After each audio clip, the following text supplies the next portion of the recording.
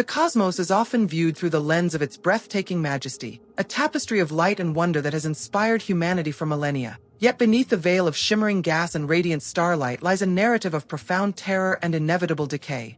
Nebulae, those vast and sprawling clouds of interstellar gas and dust, are arguably the most visually arresting features of the cosmos, serving as both the nurseries of nascent stars and the mausoleums of dead ones. While the late Carl Sagan famously noted that the nitrogen in our DNA and the iron in our blood were forged in the hearts of stars, declaring humanity to be starstuff, this poetic connection to the heavens carries a darker, more haunting implication.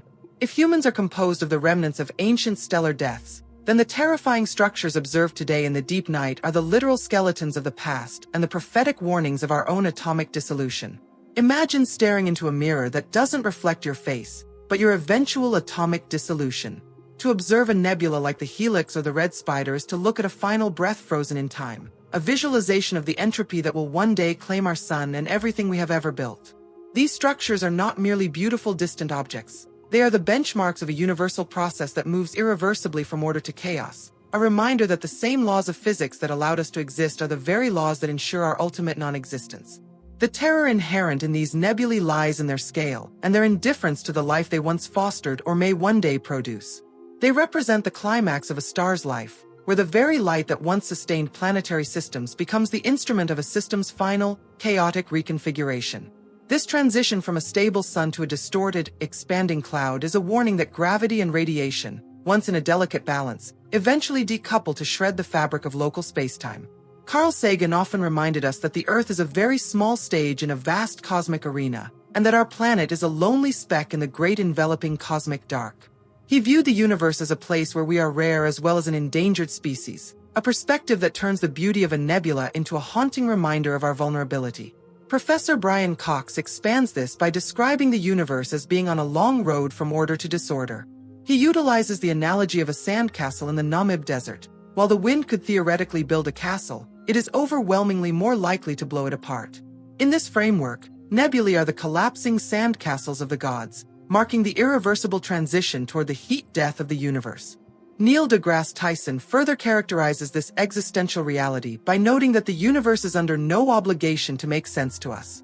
He compares the cooling of a dead star system to a freshly baked pie cooling on a windowsill, where energy is lost to the cold background until every nook and cranny reaches the same frozen temperature. The celestial graveyard of the universe is not just a place of quiet rest. It is a chaotic and high-energy environment where the remains of the past are actively dismantled and recycled. Every planetary nebula we see is a countdown timer, a visual representation of the fleeting nature of the main sequence phase of a star's life. When we look at the remnants of a star that has exhausted its hydrogen fuel, we are seeing the raw mechanics of stellar evolution exposed to the vacuum. The beauty of the expanding gas is a byproduct of violent chemical reactions and ionizing radiation that would strip the atmosphere from any planet in its path. This duality, the exquisite aesthetic and the underlying catastrophic violence, is the core theme of the study of deep space nebulae. They are monuments to the power of nuclear fusion and the inevitability of its cessation.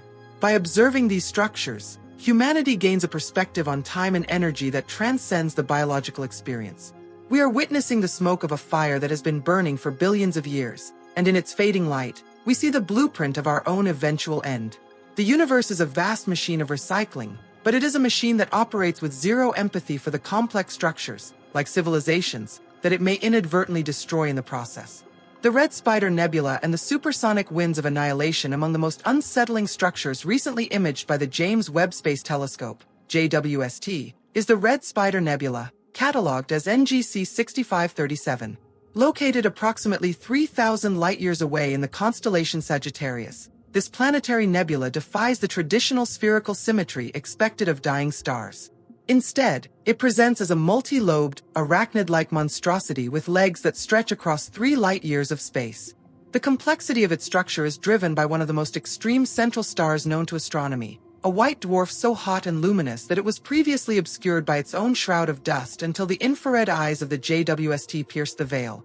The central star of the Red Spider Nebula has a scorching temperature of 160,000 K, making it one of the hottest known stellar cores in the universe. 5 surrounding this dying star is a donut-shaped torus of gas and dust, the innermost portion of which has been ionized by the fierce ultraviolet radiation from the superheated central star. 5 The terror of the red spider lies in its violent dynamics, as the central star produces a fierce stellar wind that reaches speeds of thousands of kilometers per second, colliding with previously cast-off material to create supersonic shock waves.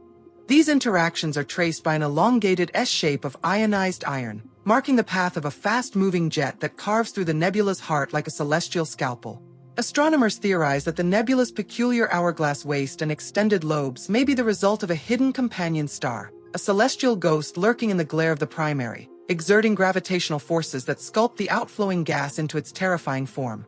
Webb's near-infrared camera, NIRCam, has revealed for the first time the full extent of the nebula's outstretched lobes, which form the legs of the spider. 3 These lobes are traced by light emitted from molecular hydrogen gas, showing up as closed, bubble-like structures inflated by the relentless pressure of radiation over thousands of years. 3 This serves as a case study in the climax of a star's life, where the very light that once sustained life becomes the instrument of a system's final, chaotic reconfiguration. The transition from a stable sun to this distorted spider is a warning that gravity and radiation, once in balance, eventually decouple to shred the fabric of local spacetime. The Red Spider Nebula represents a paradox of scale and energy that challenges our fundamental understanding of stellar death. While most planetary nebulae expand in relatively orderly shells, NGC 6537 exhibits a level of turbulence and structural complexity that suggests a much more violent history. The central star is so powerful that it creates a radiation field capable of ionizing iron and oxygen at vast distances. The ionized iron, seen as the purple S-shape in high-resolution images, marks where a jet has emerged from near the central star and smashed into material that was previously cast away, sculpting the rippling pattern seen today. 5 This jet is moving at speeds that would cross the entire diameter of the Earth in a matter of seconds. Any planetary bodies that once inhabited this system were likely incinerated long before the nebula reached its current form, and any remaining debris is now being ground into fine dust and scattered across the interstellar void. The Red Spider is not just a nebula, it is a crime scene of cosmic proportions, revealing the sheer destructive capacity of a star that has lost its equilibrium and is desperately venting its remaining energy into the darkness. The Helix Nebula, NGC 7293, is perhaps the most famous planetary nebula, often referred to as the Eye of Sauron or the Eye of God due to its striking circular form and central darkness. Situated only 650 light-years away in the constellation Aquarius, it is one of the closest examples of stellar death, providing an intimate look at the fate awaiting our Sun in approximately 5 billion years. The eye is formed by a dying star that has exhausted its hydrogen fuel, shed its outer layers, and left behind a white dwarf core. A closer examination by the JWST has revealed that the helix is not a smooth cloud, but is populated by roughly 23,000 to 40,000 cometary knots. These knots are dense regions of gas and dust, each spanning a region larger than our entire solar system out to the orbit of Pluto. They resemble tadpoles or comets, with illuminated heads facing the central star and long tails streaming away, driven by the intense stellar wind and radiation pressure from the white dwarf. 9 These knots are the seeds of future worlds, containing the raw materials that may one day coalesce into new planets, yet their current state is one of transition, a final breath before the nebula disperses into the interstellar medium. The Helix Nebula operates as a contextual piece for our own existence. It is a mature structure, estimated to be between 10,000 and 12,000 years old, and is already entering its final stages of visibility. Over the next several thousand years, the gas will continue to expand and thin at a rate of approximately 15 miles per second. The white dwarf will cool, and the eye will eventually fade into the blackness of space, leaving no trace of the star that once anchored it. This cycle underscores the whimper predicted by Tyson. Even the most magnificent cosmic structures are transient, destined to merge with a cold, thin gas between the stars. The eye of God is not watching us. It is a blind, evaporating remnant of a world that once was, much like ours will be. The physical anatomy of the Helix Nebula provides a preview of the chemical enrichment that follows a star's death. In Webb's high-resolution images, colors represent the stark transition between the hottest and coolest gases.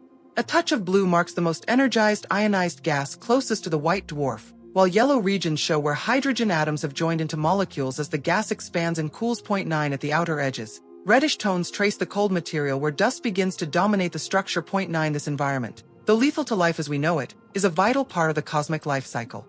The cometary knots, with their dense, dusty cores, act as protective pockets where complex molecules can survive the star's harsh ultraviolet radiation. 9 These molecules are the raw materials from which future generations of planets and potentially even life may one day form in other star systems. 9 Thus, the Helix Nebula is both a crystal ball foretelling our solar system's doom and a laboratory for the recycling of the universe's most basic building blocks.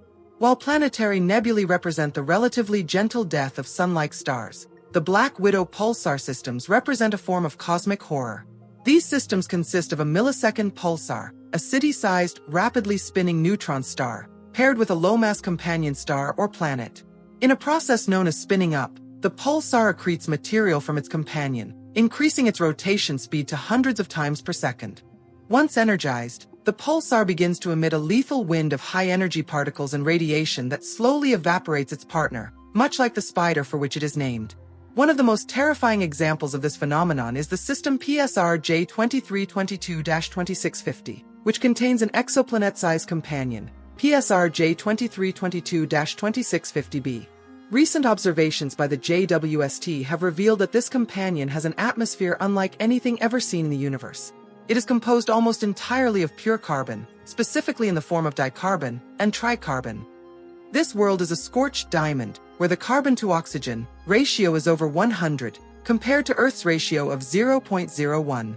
The existence of such a world is a scientific mystery, as standard stellar evolution suggests that the companion should be rich in helium or hydrogen, yet the carbon-to-oxygen ratio defies every known formation mechanism. Scientists speculate that as the pulsar evaporated the companion's outer layers, the interior began to crystallize, with pure carbon crystals floating to the surface. The result is a scorched, soot-shrouded world orbiting a dead star that is actively consuming it. Immense gravitational forces from the much heavier pulsar are pulling the Jupiter-mass planet into a bizarre lemon-shaped point 8 orbiting just 1 million miles away from its star. The planet completes an entire year in only 7.8 hours, meaning its surface is constantly bombarded by a hurricane of gamma rays and high-energy particles. 8 The atmosphere of PSR J2322-2650b is a study in extreme chemistry. Because the planet is tidally locked, its day side reaches a blistering 3,700 degrees Fahrenheit, while its night side remains at a relatively cooler 1,200 degrees. 8 At these temperatures, if oxygen or nitrogen were present, the carbon would bind to them, yet the detection of molecular carbon indicates an almost complete lack of other elements. 8 Instead of water, methane, or carbon dioxide, the JWST saw a pristine spectrum of elemental carbon and helium, suggesting that the pulsar's radiation has effectively scrubbed the companion of all lighter and more common gases. 8 Deep within the planet, the intense pressure likely condenses these carbon clouds into diamonds, which could be falling toward the core like rain. 9 This world represents the endpoint of a star system that has been stripped of its dignity and its diversity, leaving behind a cold, lemon-shaped monument to stellar vampirism. The Cat's Eye Nebula, NGC 6543, in the constellation Draco provides a terrifyingly detailed look at the mechanics of a star's final death throes. It is not a single cloud but a series of at least 11 concentric shells of gas, ejected by a central star in episodic bursts every 1,500 years. This creates a structure of nested shells that looks like a piercing, cosmic eye staring back through the void. The complexity of the cat's eye lies in the interaction between its central star and the surrounding medium. The star at its heart is extremely hot, with a surface temperature of about 50,000 Kelvin, emitting powerful ultraviolet radiation that ionizes the layers of gas. 28 Astronomers believe the intricate geometry, including rings, bubbles, and jets, may result from the central star being part of a binary system, where a second star's gravity whips the cast-off gas into complex, interlocking rings. This episodic mass loss is a precursor to the final collapse into a white dwarf, showing that the end is not a single event but a rhythmic, violent process. Each dust shell contains as much mass as all of the planets in our solar system combined, representing a past apocalypse for any orbiting bodies. 25 This nebula serves as a complexity benchmark. It shows that as a star dies, it doesn't just puff out its outer layers. It undergoes spasms that rewrite the local environment multiple times. Approximately 1,000 years ago, the pattern of mass loss suddenly changed, and the bright inner nebula began to form inside the dusty shells, expanding ever since as revealed by multi-year Hubble observations. 25 To look at the cat's eyes to see a star coughing up its own mass in a desperate, final struggle against gravity. Historically, NGC 6543 is a landmark in our understanding of the universe's composition. Discovered by William Herschel in 1786, It was the first planetary nebula to be investigated with a spectroscope by William Huggins in 1864. Huggins found a single bright line in the spectrum, demonstrating for the first time that planetary nebulae were composed of luminous gas rather than unresolved stars. 28. This discovery was later refined to identify emission lines of doubly ionized oxygen and hydrogen, proving the nebula's gaseous nature. 4. More recent data from the Chandra X-ray Observatory has revealed the presence of extremely hot gas reaching 1.7 million K, produced by the interaction of a fast stellar wind with material previously ejected. 29. This interaction has hollowed out the inner bubble of the nebula, showing that the star's final performance is one of continuous, high-energy sculpting that leaves a visual fossil record of its late evolution. 25. Some of the most terrifying nebulae are not the result of explosive death, but of cold reflection and the mysteries of the void. The Witch Head Nebula, IC 2118, located 900 light-years away near the supergiant star Rigel, appears as a ghoulish profile with a hooked nose and a screaming expression. Its deep blue hue is the result of Rayleigh scattering, where dust particles preferentially scatter the blue light from Rigel, much like the process that makes the Earth's sky blue. This creates an apparition that seems to haunt the Orion Molecular Cloud Complex. Even more mysterious is the nebula known as Ira's Ghost, IRAS 05437 plus 2502. Located in the constellation Taurus, this nebula features a baffling inverted V structure near its center, an eye-catching shape that has left scientists wondering what exactly is lighting it up. The mystery of Ira's ghost is intensified by the fact that astronomers cannot identify a clear external light source for its boomerang-shaped feature. 38. One theory suggests that a young star traveling at over 124,000 miles per hour passed through the nebula, creating the unusual sharp-edged bright arc as it was ejected from a distant star cluster. 37. Another spooky structure is the Little Ghost Nebula, NGC 6369, whose wispy tendrils of gas and dust make it look like a pale apparition trying to break free from an abyss. These nebulae remind us of the case study in human psychology known as pareidolia, where the mind perceives familiar patterns in random data, but the scientific reality is often more unsettling than any ghost story. These ghosts are the result of intense radiation from massive stars chipping away at cold clouds of gas, representing the fragile boundary between existence and non-existence. The Witch Head Nebula spans roughly 70 light-years and is extraordinarily faint, meaning it would be invisible if not for the light reflected from Rigel. 33. Astronomers believe it may be the remnant of an ancient supernova, meaning the chrome-like face we see is literally the remains of a catastrophic stellar explosion. 34. Similarly, the Little Ghost Nebula in the constellation Ophiuchus is a planetary nebula formed when a dying star expelled its outer layers into space, illuminated now by the ultraviolet flood of its remaining core. 5. The prominent blue-green ring of the Little Ghost marks where energetic UV light has stripped electrons from gas atoms, a process called ionization that is slowly dissolving the nebula into the interstellar medium. 5. These specters of death represent matter in its most vulnerable and transitory state, caught in the cold, indifferent glare of the cosmic dark. If planetary nebulae are the whimper of the sun's eventual death, supernova remnants like the Veil Nebula are the bang. The Veil is a massive cloud of ionized gas and dust, the remnants of a star with about 20 times the mass of the sun that exploded approximately 8,000 years ago. Situated 2,100 light-years away in the constellation Cygnus, it stretches across 110 light-years, covering an area of the sky equivalent to 6 full moons. The entire nebula is a laboratory for high-energy physics, as its colorful filaments, known as the Witch's Broom or the Lacework Nebula, trace the interactions of powerful shockwaves with a surrounding interstellar medium. These shockwaves heat the gas to millions of degrees, making it glow brightly in ultraviolet and X-ray light. 44. The scale of the Veil is terrifying. It is 150 times larger than our solar system, yet it is merely the shredded clothing of a single dead star. This case study in catastrophe shows how a single event can enrich a vast region of space with heavy elements, but at the cost of total local destruction. The explosion was so powerful that it would have been visible from Earth with the naked eye when it first occurred. 44. Today, the shock front is still spreading outward at speeds of nearly 1 million miles per hour, plowing into walls of cool, dense interstellar gas and causing them to fluoresce. 43. The resulting structure resembles a crumpled bed sheet viewed from the side, with bright regions marking where the shock wave hits denser material, or where ripples are viewed edge on. 43. The physical anatomy of the Veil Nebula reveals the raw power of a stellar explosion. The blue features, outlining the cavity wall, appear smooth and arched, whereas the green and red structures, representing sulfur and hydrogen, appear more chaotic and fluffy. 42. The red glow often arises from cooler gas that was excited by the shock at an earlier time and has since diffused, while thin, crisp red filaments mark where gas has just been swept into the shock wave. 43. This expansion is so significant that astronomers compare Hubble images taken decades apart to study how the nebula has grown. 43. The veil is a permanent, expanding scar on the face of the universe, a record of the climax of a star's life turned into a vast monument that will continue to haunt the constellation of Cygnus for tens of thousands of years. The Cosmic Keyhole and the mystery of the Great Rift. One of the most enigmatic structures ever observed is the Cosmic Keyhole, NGC 1999, in the constellation Orion. For decades, it was thought to be a dark nebula, a dense cloud of dust blocking light from behind. However, recent observations by the Herschel Space Observatory revealed a terrifying truth. The keyhole is not a cloud, but an inexplicably empty hole in space. At its center sits the young variable star V380 Orionis, but the vast black patch beside it remains a mystery that defies current models of star formation.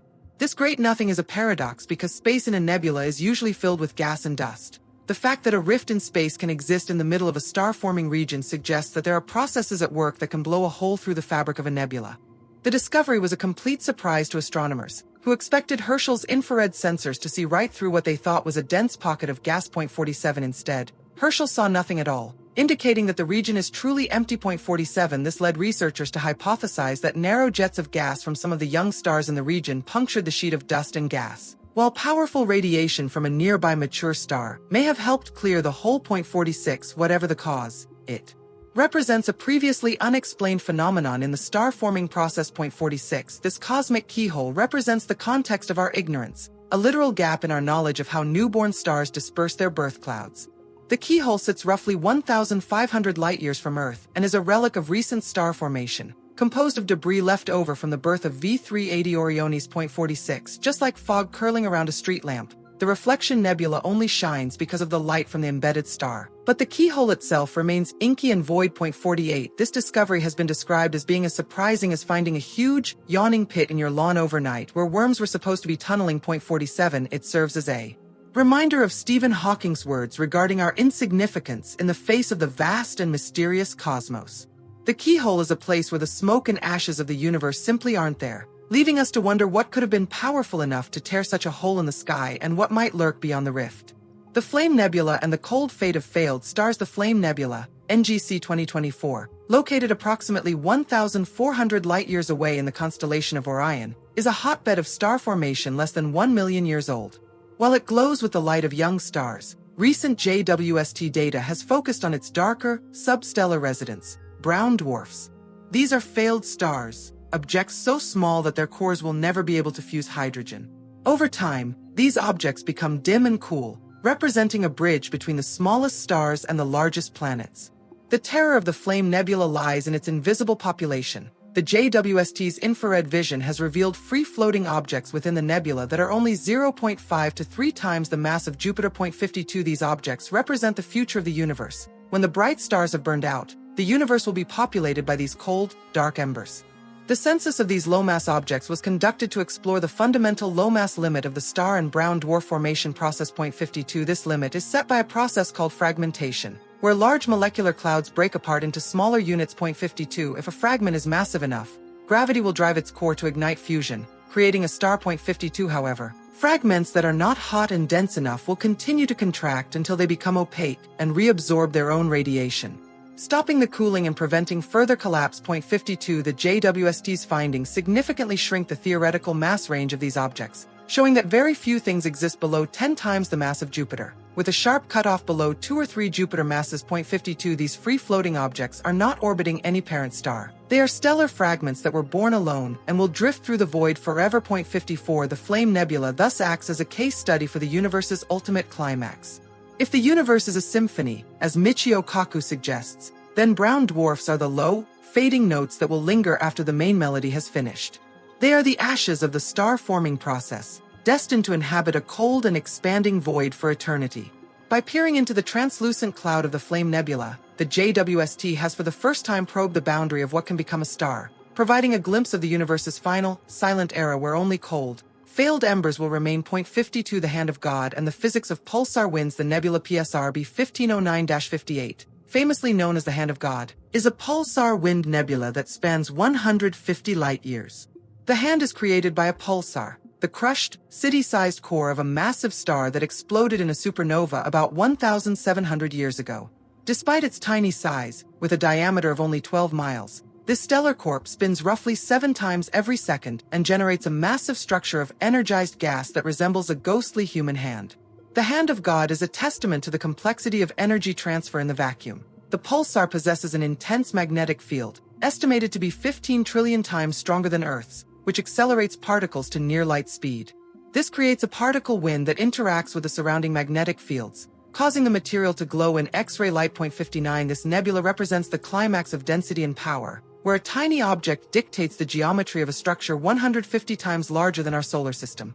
The pulsar's wind drives an energetic stream of electrons and ions away from the neutron star, which radiate energy as they move through the magnetized nebula. 57 Finger-like structures extend from the palm, energizing knots of material in a neighboring gas cloud known as RCW89 and causing them to glow brightly. 57 Scientists have observed that the temperature in this region varies in a circular pattern, suggesting that the pulsar may be precessing like a spinning top and sweeping its energizing beam around the neighboring gas. 57 This makes the system one of the most powerful electromagnetic generators in the galaxy. 57 The visual appearance of the Hand of God is a prime example of pareidolia, where humans recognize familiar patterns in random structures. But the physical reality is one of extreme energy and violence. 34 High-energy X-ray images from NASA's New Star and Chandra observatories reveal the intricate structure of the fingers and palm in different energy ranges, showing how the pulsar's wind slams into the debris from the original supernova. 59 This nebula represents a direct comparison between human fragility and cosmic power, as the energy released by the city-sized object is sufficient to sculpt light-years of space into a haunting apparition. As Stephen Hawking noted, the universe is a place of massive, transformative energy, and the Hand of God is a visual record of a star's self-detonation and the powerful forces that remain in its wake. The most terrifying thing nebulae reveal is the unidirectional nature of time. Brian Cox explains that entropy, the measure of disorder, always increases, and just as a sandcastle will eventually be blown apart by the wind, the universe is moving from a highly ordered state to a state of total disorder. Nebulae are the visible evidence of this disintegration, markers on a long road that ends in the heat death of the universe. In the extremely distant future, all stars will eventually run out of fuel, and the star-forming gas within nebulae will be exhausted. One by one, the lights in the night sky will turn off until the entire universe reaches a uniform, frozen temperature. This state of maximum entropy means the arrow of time as we experience it will cease to matter, as there will be no more energy differences to drive any process or support life. 63 The final climax of the universe may take several forms depending on the behavior of dark energy. The heat death, or big freeze, is the likely outcome if the universe continues to expand indefinitely, eventually reaching thermodynamic equilibrium at near absolute 0.62. However, if the repulsive force of dark energy increases substantially, it could lead to the Big Rip, where the expansion becomes so violent that it tears apart galaxies, star systems, and even the fabric of space-time itself. In either scenario, the universe enters a dark era where activity tails off dramatically and black holes eventually evaporate through Hawking radiation. 62 After quadrillions of years, the universe will consist chiefly of a dilute gas of photons and leptons, a vast and eternal bath of equilibrium where no bit of information can be stored. 63 This permanent state is one where nothing happens, and it keeps not happening forever. The expansion will continue until galaxies are so far apart they are invisible to one another, leaving each remnant of matter in total isolation. Even light that never reaches a black hole will be asymptotically flattened as it traverses the ever-expanding space. 65 This outcome is the result of the fundamental laws of thermodynamics, which dictate that mechanical movement will eventually run down as work is converted into heat. 63 The nebulae we see today are the last sparks of a fire that is slowly going out, a visual record of a star's struggle against gravity that will eventually merge into a cold and dark void. This is the ultimate fate that science points toward, a universe that ends not in a bang, but in a long, cold silence where time itself no longer has a purpose. The terrifying nebulae of our universe are more than just beautiful images. They are the record of the star's final death throes and a mirror of our own fragility. They reveal that the universe is a place of continuous transformation where everything is irreversibly changing. Carl Sagan's perspective reminds us that the aggregate of our joy and suffering lived on a mote of dust suspended in a sunbeam, and that our imagined self-importance is challenged by the vastness of the cosmic dark. He believed that the realization of our insignificance should lead us to cherish and preserve the only home we have ever known, especially since there is no hint that help will come from elsewhere to save us from ourselves. Michio Kaku suggests that while the universe may face a big freeze, our only hope for survival in the deep future may be to escape the universe itself through parallel dimensions. Stephen Hawking concluded that even though we are just a chemical scum on a moderate-sized planet, we have the unique ability to understand the grand design of the universe, and for that, we should be extremely grateful. The terror of the end as revealed by these nebulae is not a reason for despair, but a call to recognize that we are the eyes of the cosmos looking back at itself. The fact that we can observe these final breaths of stars is a tribute to our rare status in 100 billion galaxies. The nebulae remind us that we are a rare as well as an endangered species, and that the brief moment of starlight we inhabit is a unique opportunity to witness the laws of nature at work. In the end, the transition from a stable sun to a nebula or a pulsar wind is a reminder that the universe is under no obligation to be permanent or to sustain us forever. The red spider, the helix, and the veil are monuments to the cycle of entropy and the inevitable movement toward disorder.